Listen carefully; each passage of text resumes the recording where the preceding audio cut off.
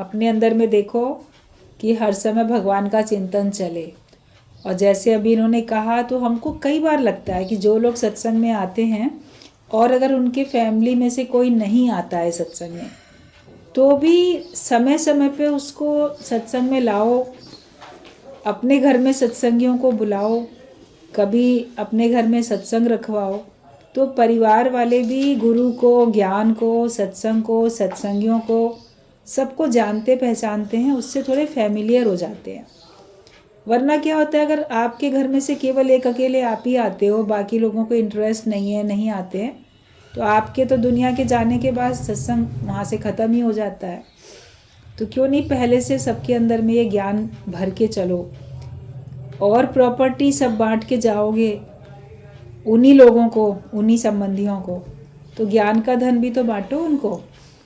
और इतनी मर्यादा ज़रूर सिखानी चाहिए कि वो आपका दुख सुख, आपका हाल चाल कम से कम सत्संग में बता सकें, इन्फॉर्म तो कर सकें। खुद मान लो सत्संग में नहीं भी आते हैं, नहीं आना चाहते, या समय नहीं है, जो भी, या मन नहीं है, जो भी कारण है, लेकिन आपके बारे में सूचना तो देते जाएं कम से कम। तो वो बड़ा ज़रूरी है। तो ये सभी लोग अपने घर वालों को बता के रखो, नाम, फ़ोन नंबर, एड्रेस सब लिखवा के रखो कि ये जगह हम सत्संग जाते हैं, इस नंबर पे हमारे हाल चाल बता दिया करो, हम अगर नहीं बता पाते हैं तो। उससे कभी ना कभी उन लोग के मन में भी कुछ तो रहेगा आपके लिए आदर मान सम्मान। अब ये थोड़ी है कि मृत्यु के बाद आपका 10वां 13वीं कर दिया, बरसी कर दी, श्राद्ध कर दिया तो काम पूरा हो गया, वो थोड़ी होता है। वो तो एक संसार के लोगों को दिखाने के लिए होता है, अपने मन की संतुष्टि के लिए होता है, और जो भी दिवंगत आत्मा है उसकी भी संतुष्टि के लिए किए जाते हैं वो सारे कर्म कांड। लेकिन मन की वास्तव में जो सुख शांति, जो संतुष्टि है, वो सत्संग से ही मिलती है, ज्ञान से ही हर एक को सही समझ मिलती है।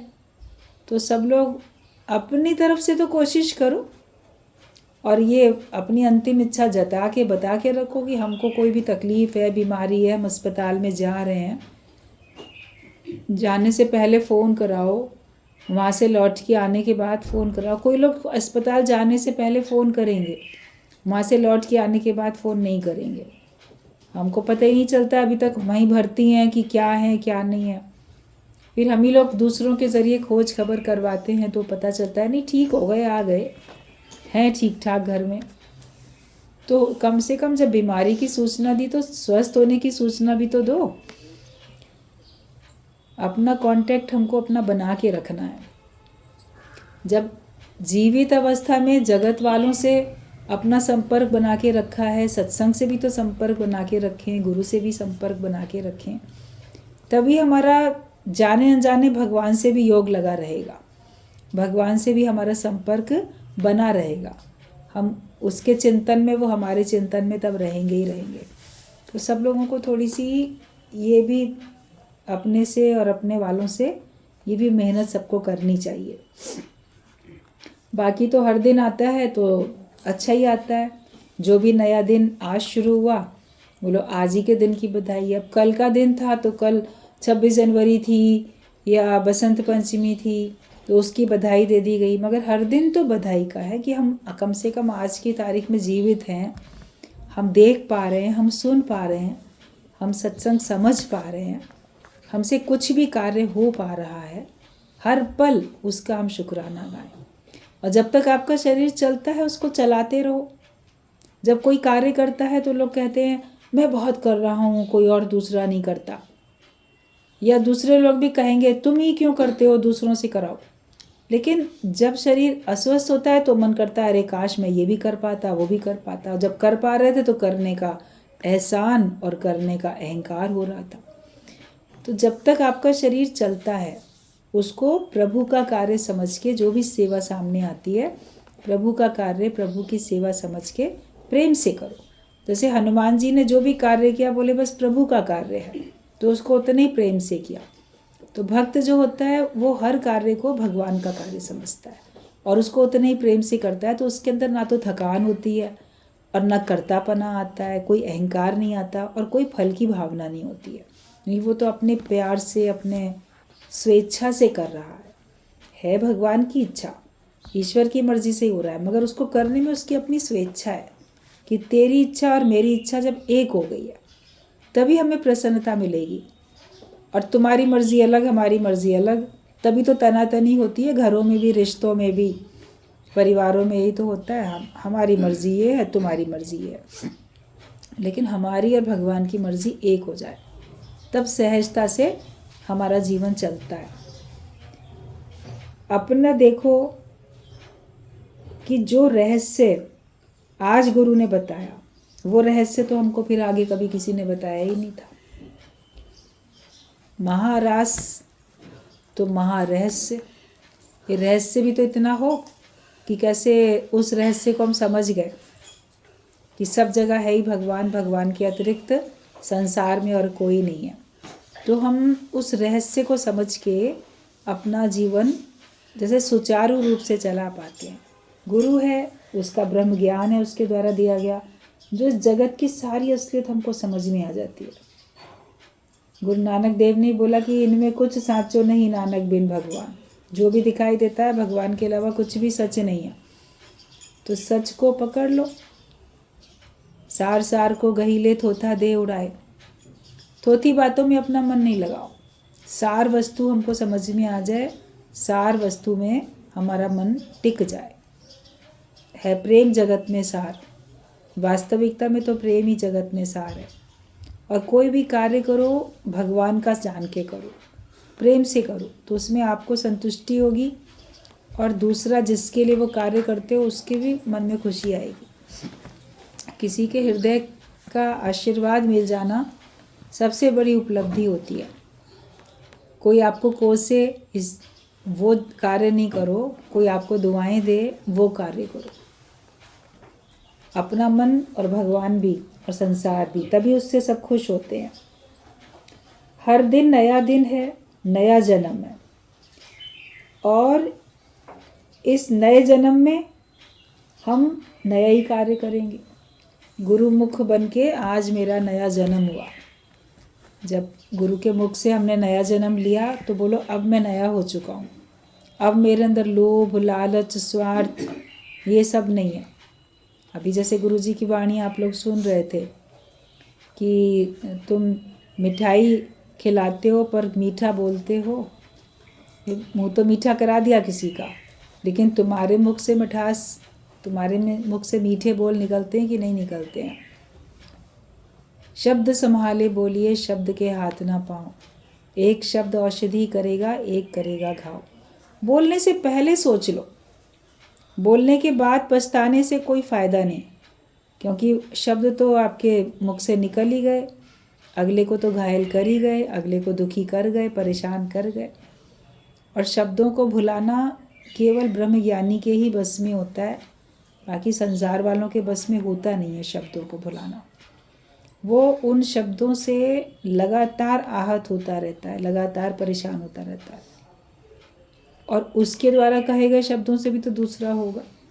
जब दूसरे के कहे हुए शब्द तुमको नहीं भूलते और तुम उस दुख को जब जब उन शब्दों को याद करते हो, उस दुख को अनुभव कर लेते हो, तो तुम्हारे द्वारा कहे गए शब्द भी कोई नहीं भूल पाएगा।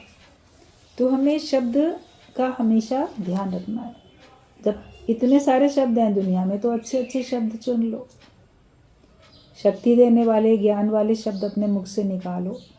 अगर अपने पे ही हमारा कंट्रोल नहीं, संयम नहीं, तो दूसरे के ऊपर कैसे कर पाएंगे।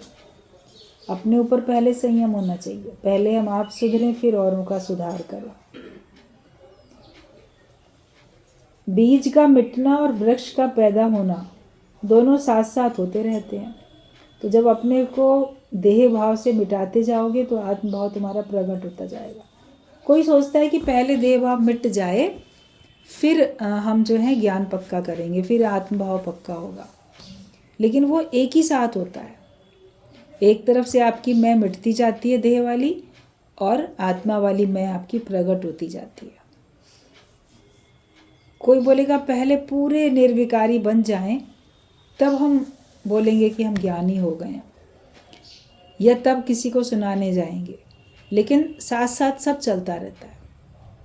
आप अपने अंदर के जो भी दोष हैं उनको दूर करते जाओ और ज्ञान की मदद हमको रोज़ रोज़ मिलती जाती है। जो कमी होती है फिर वो पूरी होती चली जाती है। क्राइस्ट का एक अर्थ है क्रॉस योर बॉडी। क्राइस्ट ने अपने को क्रॉस पे चढ़ाया, तो अपनी देह को मिटाओ। और जैसे क्रॉस होता है ना, तो वो जैसे काट दिया। जब गुणा का निशान या क्रॉस का निशान बनाते हो तो ऐसे तिरछी तिरछी दो लाइनें होती हैं। कोई चीज़ राइट और रॉन्ग होती है तो रॉन्ग के लिए भी तो वैसे ही काट देते हैं। आपने एग्ज़ाम में सही लिखा, क्लास में सही लिख के दिया, तो सही है तो टीचर राइट का निशान लगा देती है, और अगर वो गलत है तो उसको गलत का निशान क्रॉस बना देती है, काट देती है, मतलब वो चीज़ गलत है। तो हम अपने जीव भाव को क्रॉस पे चढ़ाएं, क्योंकि जीव भाव में रहना गलत है। और उसी निशान को अगर आप थोड़ा सा टेढ़ा करोगे तो वो प्लस बन जाएगा। ऐसे वो क्रॉस है, लेकिन बाद में आप देखो कि वो प्लस का निशान भी बन जाता है। वो दोनों तरफ से तिरछी रेखाएं जो होती हैं वो सीधी हो जाती हैं। तो गुरु के पास आके हमारा मन तन सब सीधा हो जाता है, तो हमारा योग लग जाता है। वरना हम टेढ़े ही टेढ़े चलते हैं। माया में सब अलछल करने वाले, अपना दिमाग इसी तरह से प्रपंच में लगाने वाले, तो ये हम गलत कर रहे हैं। अपने को हम देखें कि मेरे अंदर में गलतियां हो रही हैं, वो मैं गलत निशान मेरे ऊपर है, क्रॉस है, या मेरा योग लग गया, प्लस है, जुड़ गया मैं। थोड़ा सा मोड़ना पड़ेगा ना, थोड़ा उसको उस पोजीशन से हटाना पड़ेगा। तो निज सुख निर्मल सोई पाए जो मन को मोड़े मोड़े। अपने मन को अगर आप मोड़ लेते हो तो फिर आप निज सुख भी पाते हो और भगवान से योग भी लग जाता है। ज़्यादा मेहनत नहीं करनी पड़ेगी उसमें, थोड़ा सही कि बस मैं देह नहीं हूँ, मैं तो ब्रह्म स्वरूप, मेरा भगवान है, वही मेरे लिए सब कुछ है, और सारी सृष्टि में भगवान ही विद्यमान है। ज्ञान के तो कितने छोटे छोटे सरल सरल शब्द हैं, छोटे छोटे वाक्य हैं, जो कि हमारे लिए महामंत्र बन जाते हैं। और उन महामंत्रों को अपने जीवन में उतारने से हमको सुख शांति मिल जाती है। तो जो अपने को क्रॉस पे चढ़ा देता है वो क्राइस्ट हो जाता है। तो केवल क्रॉस गले में पहनने से थोड़ी ना हम भगवान के समर्थक हो गए, लेकिन अपने को बी नथिंग करके चलो, अपने को मिटा के चलो, तो फिर आप देखोगे कि आपको सचमुच में लगेगा कि कोई मेरे साथ, शक्ति परमात्मा की मेरे साथ ही साथ है। अगर तुम कोई चीज़ कहीं छोड़ देते हो तो वापस लेने भी जाते हो, पर जो कहीं छूट गया, पता नहीं चला, उसको कहाँ से लेने जाओगे। आप किसी के घर गए, आपको याद है कि मैंने ना अपना पर्स वहाँ रख दिया था, रुमाल वहाँ रखा था, पैकेट था हाथ में या चश्मा था, कोई भी चीज़, तो आपको याद है कि मैंने ना वहाँ छोड़ी है। तो आप वहाँ पे मैसेज डालते हो, फ़ोन करते हो या चले जाते हो, वहाँ से लेने भी चले जाते, क्योंकि आपको पता है कि मैंने वहाँ चीज़ से छोड़ दी थी और वहाँ होती भी है वो, तो आप उसको लेने के लिए जाते हो। लेकिन कभी आपको याद ही नहीं, रास्ते में थे, कहाँ मेरे से रुमाल गिर गया, कहाँ मेरे से पर्स गिर गया, तो उसको ढूंढने के लिए नहीं जा सकते कि इतनी भीड़, इतना मार्केट, कहीं क्या गिरा कुछ पता ही नहीं। रास्ते में कहीं कोई चीज़ गिर गई और उसके गिरने का, छूट जाने का हमको आभास भी नहीं हुआ। ये कहाँ छूट गई तो छूट ही गई, तो उसका तो कोई हमको आभास भी नहीं। ऐसे ही देह अध्यास अज्ञान हमारा छूट जाए, सत्संग की राह में चलते चलते हमारा देह अध्यास, हमारा अज्ञान छूट जाए, हमारी आसक्तियाँ छूट जाए, अहंकार विकार सब हमारा छूट जाए। प्रभु के प्रेम में, गुरु के ज्ञान में सब अहंकार विकार सब छूट जाए। और कब छूट गया, कहाँ छूट गया, कैसे छूट गया, वो हमको अंदर से याद भी ना हो, तो आप दोबारा दुनिया में नहीं आओगे। लेकिन यदि रह गई हैं कुछ वासनाएं, तो उनके लिए फिर आना ही होगा। अगर हमारे मन में कुछ भी इच्छाएं, कामनाएं, वासनाएं रह गई हैं, तो हमको उनको लेने के लिए दुनिया में आना ही पड़ेगा। और पता ही नहीं कब छूट गई, क्या हुआ, क्योंकि अब हमको उनकी आवश्यकता भी नहीं है।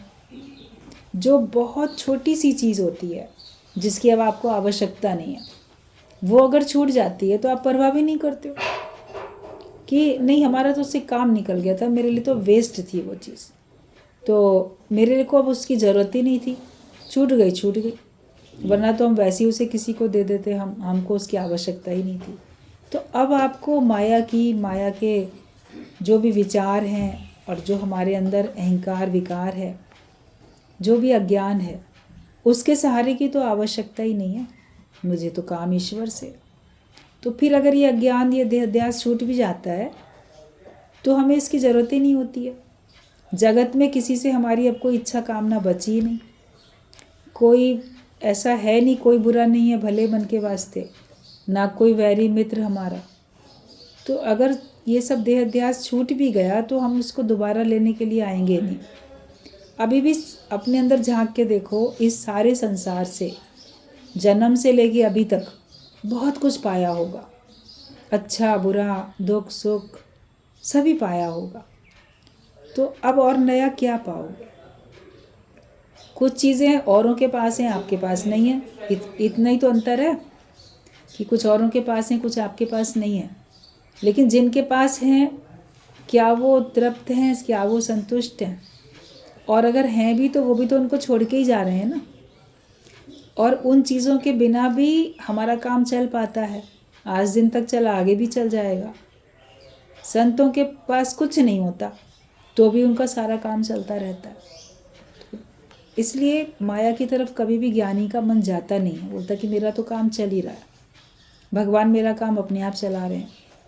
भगवान की जो ज़रूरत होगी भगवान को, वो हमें अपने आप देगा। जो भगवान समझेगा ज़रूरी हमारे लिए, वो हमको भगवान अपने आप ही दे देंगे।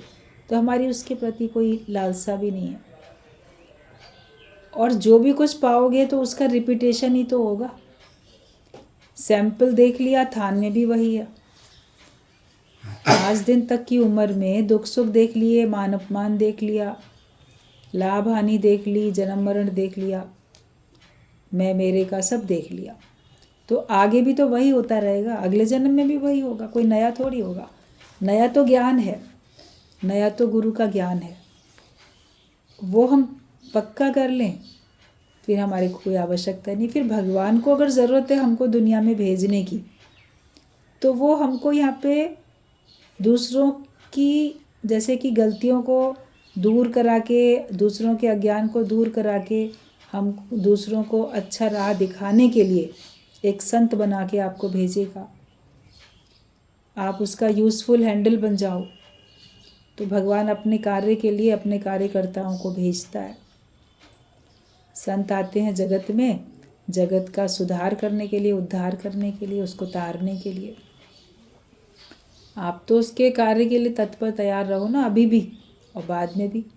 कई लोगों को घबराहट होती है योग के नाम से कि शायद दोबारा जन्म मरण के चक्कर में अब आएंगे नहीं तो पता नहीं हम नष्ट हो जाएंगे, पता नहीं हमारा क्या होगा। तो जब ईश्वर से मिलके एक हो चुका है और इतनी उपलब्धियां इस समय मिली, इतना ज्ञान पक्का किया, तो भगवान को भी तो ऐसे भक्तों की ज़रूरत होती है। तो भगवान तो अपने कार्य करने के लिए किसी न किसी के घट में प्रकट होते ही रहते हैं और भेजते भी रहते हैं आपको। तो अगर भगवान को ज़रूरत है तो वो आपको भेजेगा, दुनिया में नहीं ज़रूरत है तो आप भगवान से मिलके एक रहो, उसी की मौज में रहो। एक वही तो अपना है, सगा संबंधी सच्चा, बोलते एक वही तुम्हारा है, बाकी तो सब पराए हैं। सारा संसार ही पराया है, अपना केवल एक ईश्वर है। बाकी दुनिया में कोई अपना नहीं। हम कहते हैं ना, ये अपना, ये अपना, ये अपना, ये मेरा, ये घर अपना, ये परिवार अपना, ये मित्र अपना, लेकिन कोई अपना नहीं दुनिया में। तुम्हारी देह भी अपनी नहीं है, केवल भगवान ही तुम्हारे एक अपने हैं। तो बस उस अपने से मिलके तो खुश रहोगे ना। फिर इन लोग के सबके दुनिया के बीच में भीड़ में आने की हमें ज़रूरत ही नहीं है। फिर भी अगर भगवान चाहेगा तो भेज देगा, जिस कार्य के लिए भेजेगा वो कार्य करके चले आना। फल भोगने के लिए थोड़ी आओगे कैदी की तरह जेल में। आप तो जेल में जेलर साहब बन के आओगे। तो नुकसान में थोड़ी रहता है ज्ञानी। ज्ञानी का ये लोक सुखी परलोक सुखी, वो हमेशा सुखी रहता है।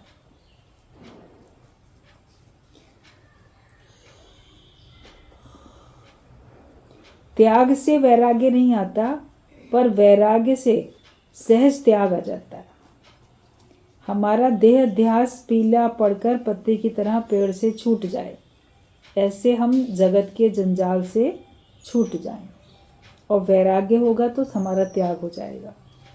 जब खुशी होती है तो खुशी में मन देने को करता है, इसको ये दे दें, इसको वो दे दें, खुशी में बहुत लुटाने का दिल करता है। लेकिन जब दुख होता है तो फिर आपको अपने को ही मिटाने का दिल करता है, मैं ही ना रहूं दुनिया में। तो ज्ञानी हर वक्त खुशी में रहता है, उसके पास जो है वो सर्व में सर्व के हित के लिए वो उसको बांटता रहता है। तो तुम्हारे भीतर भी जब सच प्रकट हो जाएगा तो तुम्हें भी सच को देने का मन करेगा, हर एक को ये ज्ञान के वचन सुनाने का मन करेगा जब तुम्हारे अंदर में भी सच प्रकट हो जाएगा। तो इतनी प्रसन्नता अपने अंदर भर लो। मन हर समय मगन रहना चाहिए, अपने मन को आदत डालो। मन मगन नहीं रहना चाहता, मन तो गमगीन रहना चाहता है, लेकिन आदत डालो अपने मन की कि मेरा मन हर बात में मस्त रहे, खुश रहे। जो है, जो पास में है, जो प्राप्त है, बस मेरे लिए वही काफ़ी है, वही पर्याप्त है, और अधिक की मुझे आवश्यकता ही नहीं है। कहते हैं ना, भजन गाते हो, मेरी ज़िंदगी में तू है, मुझे और क्या कमी है, और मुझे और किसी की दरकार भी नहीं है। न कमी है, ना मुझे किसी की ज़रूरत है। जिसका साथी है भगवान, उसको किसी और चीज़ की ज़रूरत क्या, उसको किसी और को साथी बनाने की ज़रूरत ही क्या। उसका सच्चा साथी तो उसके साथ है, अंग संग है, जो कभी उसको छोड़ के कहीं जाता नहीं, जो कभी उसको तकलीफ़ देता नहीं, बल्कि सारी तकलीफ़ों से बचाता है। भगवान का नाम ही तो है जो आपको सारी तकलीफ़ों से बचाता है। दुख दर्द से छूटने के लिए याद भी तो उसी को करते हो, किसी और को थोड़ी याद करते हो। बाकी सबकी तरफ देख लेते हैं, मगर फिर भी वो प्रयास भी करते हैं। इतने रूप में भगवान प्रयास भी करता है, परिवार वालों के रूप में, दवाइयों के रूप में, डॉक्टर के रूप में, मगर उसके बावजूद भी तो आप भगवान को भी तो पुकारते रहते हो, भगवान की को भी तो याद करते रहते हो कि भगवान तुम ही ठीक करोगे। डॉक्टर भी कहते हैं भगवान के हाथ में है, उसी को याद करो। जो भगवान चाहेंगे, जब चाहेंगे वैसे ही होगा। तो हम बांटना सीखें। एक जानवर भी बांटना देना शुरू कर देता है। गाय अपने बच्चे के साथ साथ सबके लिए दूध दे देती है, वो भी दे रहा है, और जीते जी दे रही है गाय, तो पूजनीय है। हर पेड़ पौधे सब देखो अपने पास रखते नहीं, नदियाँ ना पीवे कभी अपना जल, और वृक्ष न खाए कभी अपना फल। तो सब बांटने में ही तो लगे हुए हैं, प्रकृति भी देने में लगी है, और भी सब अपने अपने हिसाब से दे ही रहे हैं। तो हम भी देने वाले बन जाएं, देने वाले देवता बनेंगे, तभी हमको अंदर में खुशी भी आएगी। और जो तुम दोगे वही 1000 गुना तुमको वापस मिलेगा। एक देवे 10 पावे नहीं, गुरु ने कह दिया 1000 गुना वापस मिलेगा। अगर किसी को दुख दोगे तो ये भी समझ लेना कि 1000 गुना दुख तुमको वापस मिलेगा। और अगर किसी को मुस्कुराहट, खुशी, प्रसन्नता दोगे तो वो तुमको 1000 गुना मिलेगी। हमें क्या मिल रहा है उसकी तरफ बाद में देखना, हम क्या दे रहे हैं उसकी तरफ पहले ध्यान दो। मुझे दुनिया से क्या मिल रहा है, दुनिया वालों ने मुझे क्या दिया, उसको बाद में सोचो। मैं क्या दे रहा हूँ पहले उसको देखो। मेरे से तो अच्छा मैसेज जाना चाहिए, मेरे से तो अच्छी बात जानी चाहिए, मेरे द्वारा तो सबको ज्ञान और प्रेम जाना चाहिए, और जो हम देंगे वो हमको 1000 गुना होके मिलेगा। तो सबको तो सुख चाहिए, बांटते जाओ, प्रेम चाहिए, बांटते जाओ, मान सम्मान चाहिए, बांटते जाओ, आनंद चाहिए, शांति चाहिए, हर एक के मन में शांति भरते चले जाओ, हर एक के मन में आनंद भरते जाओ। बिना ज्ञान हर कोई धोखा ही खाए, प्यासा ही आए और प्यासा ही जाए। इसलिए ज्ञान बांटते जाओ, तो खुद भी प्यासे नहीं रहोगे और दूसरा भी कोई प्यासा नहीं रहेगा। तो ये 1000 गुना हमें मिलेगा। राम रतन धन रोज बढ़ता है। केवल द्रौपदी का चीर नहीं बढ़ा, तुम्हारा भी तो चीर बढ़ा है। अगर एक था, चलो भगवान की उंगली में ज़रा सी चोट लगी तो उसने अपने साड़ी के पल्लू में से एक छोटा सा टुकड़ा फाड़ के और उसको बांध दिया। तो कहा जाता है द्रौपदी ने बांधा केवल 4 कच्चे धागों से और बदले में भेजी हैं 1000 गज साड़ियाँ। तो हम भी अगर थोड़ा भी प्रयास करते हैं किसी को प्रसन्न करने का, अपनी ओर से थोड़ी सी भी हम कोशिश करते हैं हृदय से और हम इसी कार्य में लग जाते हैं, तो भगवान तो 1000 गुना आपको दे ही रहा है।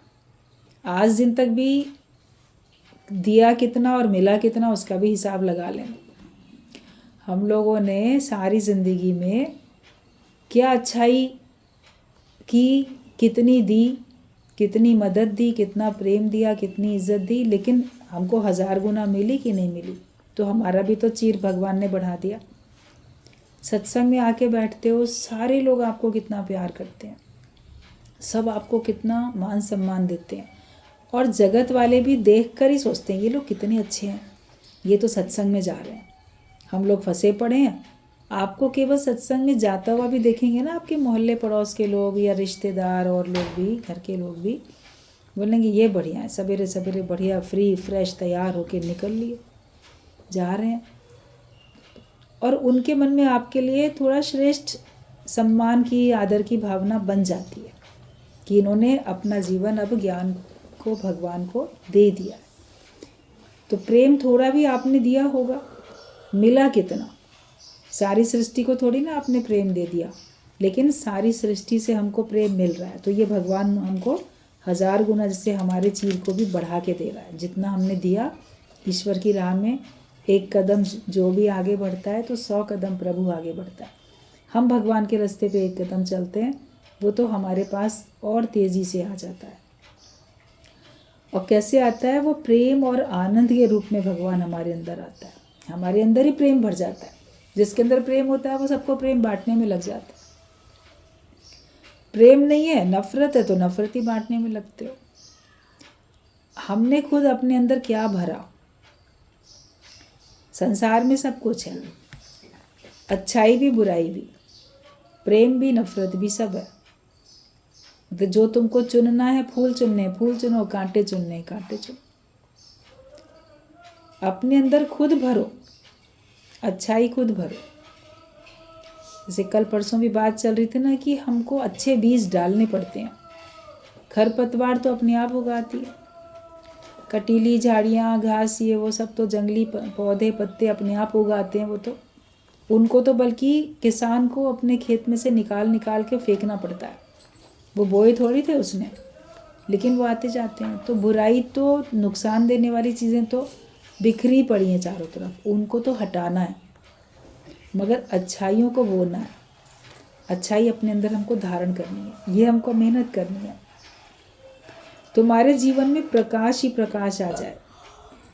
भगवान तुम्हें कष्टों से बचाकर तुम्हारी लाज रख लेता है, और जीवन में जब प्रकाश आता है तो वही प्रकाश उत्सव है।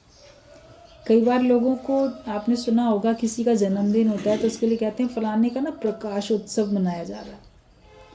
तो जिसके अंदर ज्ञान का प्रकाश होगा, जो ज्ञान के प्रकाश से भरपूर होगा, अवतारों के लिए, संतों के लिए अक्सर ऐसी बात बोली जाती है, औरों के लिए भी जो महान कार्य करते हैं उनके लिए बोली जाती है। लेकिन तुम्हारे अंदर में ज्ञान का प्रकाश हर समय रहे तो तुम्हारे लिए हर समय उत्सव है। दीपावली पे चारों तरफ प्रकाश ही प्रकाश होता है, रोशनी रोशनी, तो वो उत्सव हो जाता है ना। वो तो फिर अगले दिन दिए बुझ जाएंगे, लेकिन तुम्हारे जीवन में ज्ञान का दिया हमेशा जलता रहे, वो कभी बुझे नहीं, तो तुम्हारा जीवन ही प्रकाश उत्सव बन जाएगा। एक ज्योत से अनेक ज्योत जल जाए।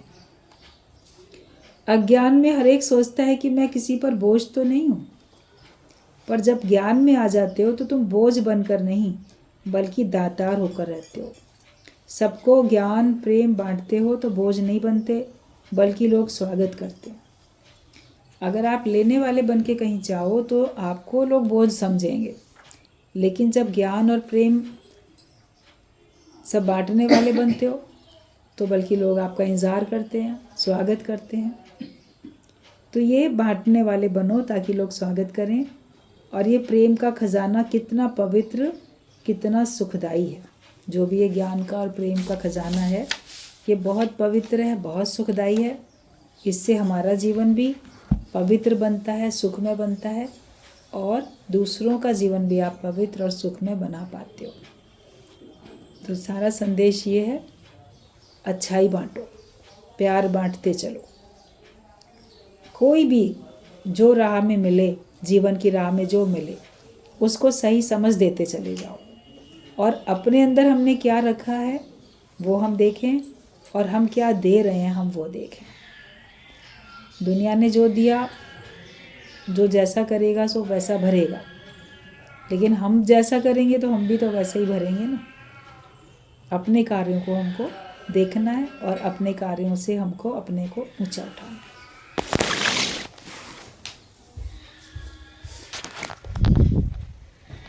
ठीक है, हाँ ये बताओ। हाँ 1000 और